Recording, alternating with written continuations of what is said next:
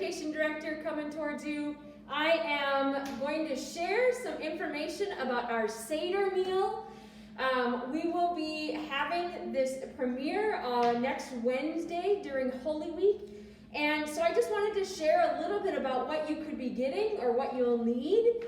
There will be a handout on our website that has a little explanation, but then it also has what you need for your table for the ritual part. And so I'm just going to point out a few of those things right now. One of them is that you need to have some bitter herbs, and so we are using parsley as the salad greens and horseradish as our bitter herbs. You can also use radishes. Either one is going to be fine. You need a sweet dressing of some kind, and so I'm just using a strawberry poppy seed. You will need hard-boiled eggs, and I just went the easy route and I bought them so that they're already peeled for me. I just have to cut them for each plate. And then one of the items is HAROSET, which is a apple kind of nut pudding that does, as part of the ritual, remind us about the slavery, the gravel that was used for the Israelites when they were in slavery in Egypt. So, for this, the HAROSET is super easy. I took 6 apples and I just put them and chopped them up into some small bite-sized pieces. And then the next thing you add is you add 2/3 cup of some chopped up almonds. So I just sprinkle that on there. I use a teaspoon. If you want more, you can use, half a teaspoon of cinnamon. If you really like cinnamon, you can always add a little bit more, but I just sprinkle that on there. And then the last item in this is the white grape juice. I use white grape juice to really keep the apples from browning and kind of mix everything together. So I'm just going to splash that kind of around. How much grape juice, Chris? You could use regular grape juice. You can also use apple juice. How much of it should they use? They should use 4 tablespoons. So not quite a 1/4 cup, so 4 tablespoons, just enough to cover all the apples. And then you just mix all of that together. And part of the Seder meal is not just a festive meal. It is a festive meal, but there's a ritual piece to it in which we remember what our ancestors, the Israelites, went through when they were in slavery, as well as our Jewish brothers and sisters that celebrate this meal, and when they were freed from slavery. And so you can see the HAROSET is all mixed up. It's all ready to go. And so part of the ritual is going to be that you will get a place setting and you'll have an image of it. And on the plate you will have all these different items. So you will have the HAROSET, you will have the salad greens, which is the parsley. You'll have the bitter herbs, which is our horseradish or radish. You'll have your sweet dressing. You'll have a portion of a hard-boiled egg. And then each of those items helps follow the story of the Israelites through slavery and into freedom. And then there's a connection, as this is the meal that Jesus shared with his disciples on the night in which he was betrayed. So the Maundy, Thursday service, we celebrate the Last Supper, but it really was this Passover meal that Jesus was having with his disciples. And so I'm going to encourage you to gather these items and create this Seder meal that you can do at home. We will have all of the instructions. The next thing I will be showing you is some unleavened bread. I'll show you that after I've made that. But really, it's an opportunity to gather together around the table as a family. There's a script that you will follow, and there are speaking parts for kids and adults. And so you will be able to, if you don't want to follow with the script, you can simply follow with the video that we are doing and enjoy and partake and learn a little bit more about this Passover meal. So we'll be showing you the unleavened bread as soon as we get that done, and then you will have a chance to, again, view the place setting for our Seder meal. Don't miss it. All right, so we've talked about HAROSET and the apple nut pudding and a few of the other items for the ritual Seder meal. Now we're going to go into the unleavened bread. And the unleavened bread was, they were told to eat bread without yeast. In other words, they needed to make it very quickly. So they didn't have time to let it rise. So I'm going to mix up and show you how easy it is. There are a few tricks.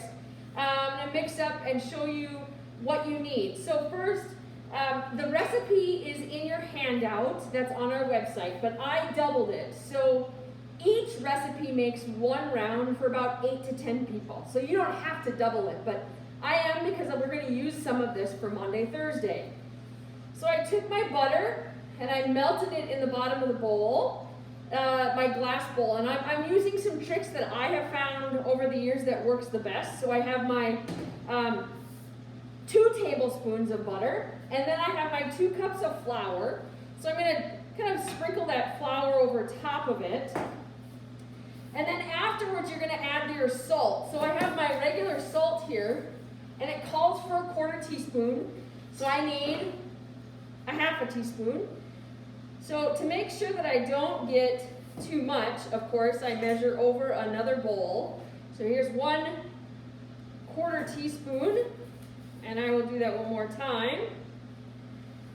When you use, just for your own knowledge too, when you use the butter, you're going to want to have unsalted butter so that it doesn't get too salty. So there I've done my butter and my whole wheat flour and my salt.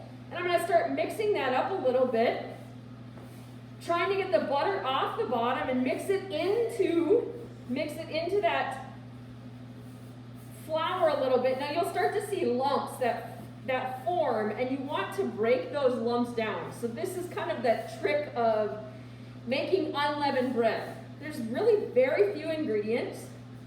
So once I kind of mix that in, then I'm going to add my water. And again, it's a 1/4 cup of water, but of course, because I'm doubling it, I will use a 1/2 cup. And I'm going to pour it all the way around so it doesn't clump into one area. And then the oil, you can use any oil. I'm using safflower oil. And it calls for 1 tablespoon, so you need 2 tablespoons. I'm using a teaspoon, so don't mind me, I had to convert a little bit. So I have to have 3 teaspoons to make 1 tablespoon. Little math there for you. So here is, I have 1 tablespoon in there. And again, I'm putting it in different areas of the bowl because I find that helps so it doesn't stick quite as easily. And then I start mixing it together, pulling it away from the sides of the bowl, and you'll see that you'll get a dough that's going to start to form. And I'm using a spatula, and I find that if I use a spatula, then I can really work that in there, work the oil and the water and the butter all together so that it's just easier, I find, to use a spatula. And then once it's fairly mixed together, I'm going to use my hands and I'm going to form kind of a ball, making sure I get all of the flour out of the bowl. And the interesting thing is, if there is too much moisture, you can always add a little bit more flour. Or if there is too much flour, you can always add a couple drops of water. So I've made it into a ball. Because I've doubled the recipe, I'm going to break that ball in half because it will be easier to roll out. Now I've cleaned my surface area and have just a little bit of flour extra here so that I put a little bit of flour on the counter. And then it says to knead it real lightly. So you're just going to do a couple times, not very many because it doesn't have a lot of yeast in it. So then I make my ball, and then you can see I start forming it into a round loaf. It just rolls out a little easier. And I take my rolling pin and I'm going to roll it out. If it sticks, I'm going to take some of my flour here.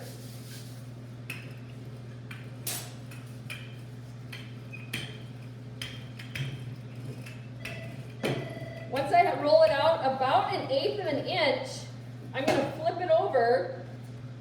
Again, make sure I've got enough flour on my, just a little tiny bit. Roll this out a little bit further. So you can see about how big you should have, at least, of the dough. Now then I would put it on a pan, and I'm just using parchment paper so that it doesn't stick. You don't want the edges too thin, and then you're going to perforate it or just kind of poke it a few times with fork just to keep it from too many bubbles forming. Now, because of the magic of camera, I have already made one. And so when you finish, you have a loaf, and there should be very few dark spots because that means that the dough has cooked all the way through. Now it's about a 400-degree oven for 8 to 10 minutes. You just don't want the edges to get too thin because they'll get really crunchy, but it's fairly pliable. And that's the unleavened bread that they use for the Passover meal. Again, super easy, 5 ingredients. It's a wonderful activity for families to do together. To make this unleavened bread, it doesn't take more than about 15-20 minutes. And then it freezes, so you can freeze it. And we'll be using some of this for Maundy, Thursday, so we will be using the unleavened bread just like they would have in their Passover meal. If you have any questions about the Seder meal or how to prepare for it, give us a call at the office. All of the information will be on the website, including how to set your table, what items you need for the ritual, and the script will be there. Again, if you would like to just follow along with us as we do the Seder meal, you are welcome just to follow along so that you can learn a little bit about where the connection to Holy Communion is. But if you have any questions, give us a call, and we hope to see you next Wednesday night at 6 o'clock on the video for the Seder meal.